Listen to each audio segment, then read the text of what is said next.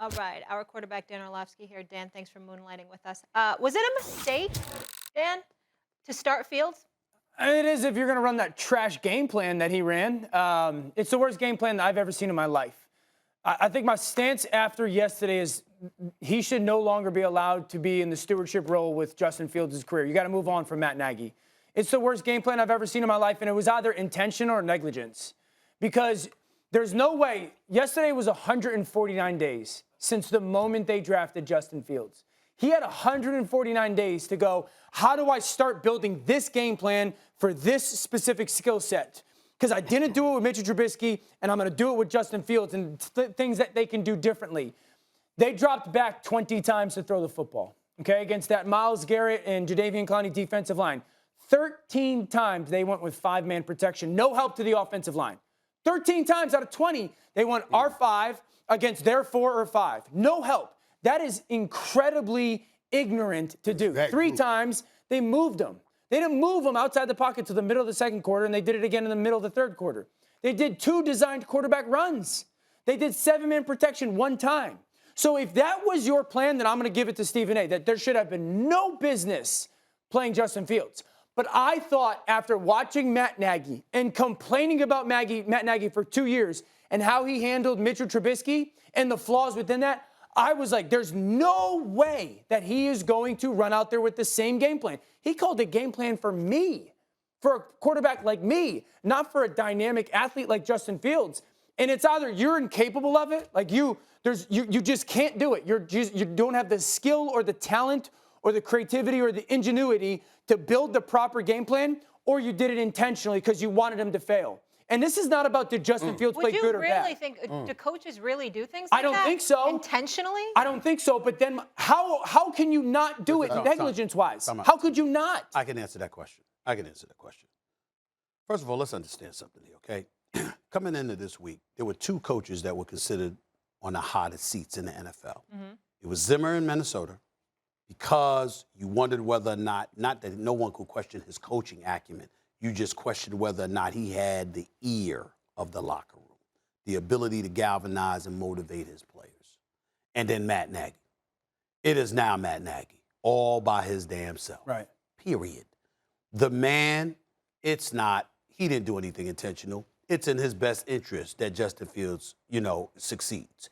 Yeah, he's not the one that, moved up in the draft to bypass Deshaun Watson and Patrick Mahomes, but nevertheless, you had Mitchell Trubisky, and you've been on the job for 4 years, and I'm just looking at the numbers here. Offensively, right, when you look at Matt Nagy in his coaching career, offensively in points, this is the former offensive coordinator for the Kansas City Chiefs. In the last 3 years that he's coached the Chicago Bears, the last 2 seasons and this season, they ranked 29th in points, 22nd in points, and now they rank second to last.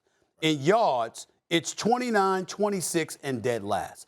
This is a former offensive coordinator that doesn't seem to know what the hell he's doing offensively. And I told y'all about Justin Fields. I said, listen, Myles Garrett is a monster. This brother is elite. Right. He's special, okay?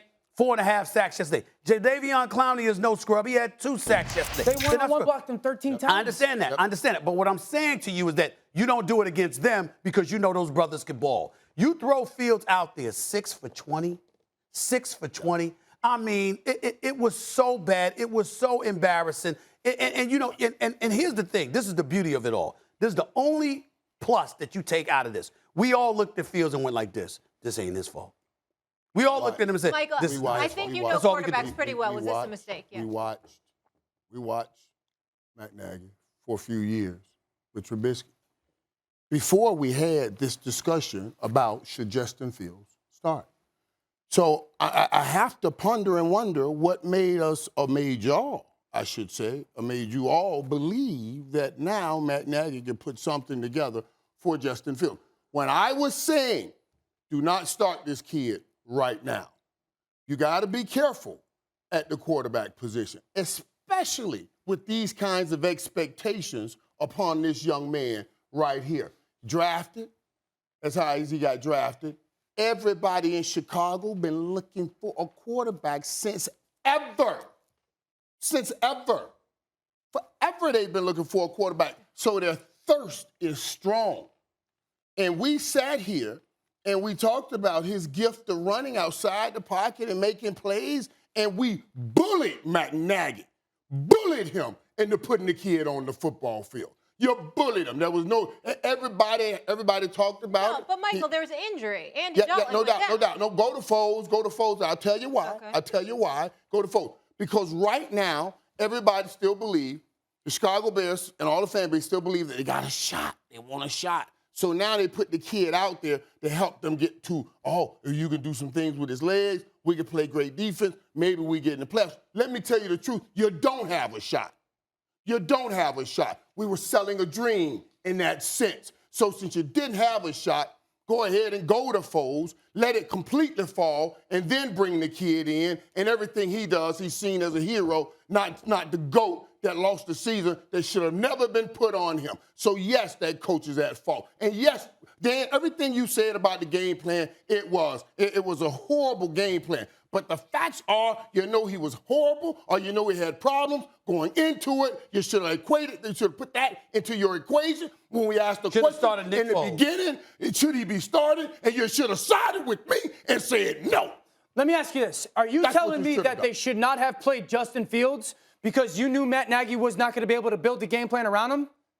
Is that what we're saying? I'm telling you that I had no illusions or no delusions that Matt Nagy would build something that would help Justin Fields. Absolutely. So if he can't do it now, why do we think he could do it in the future? If he can't build a game plan in 150 days from drafting him, then move on. Hold on,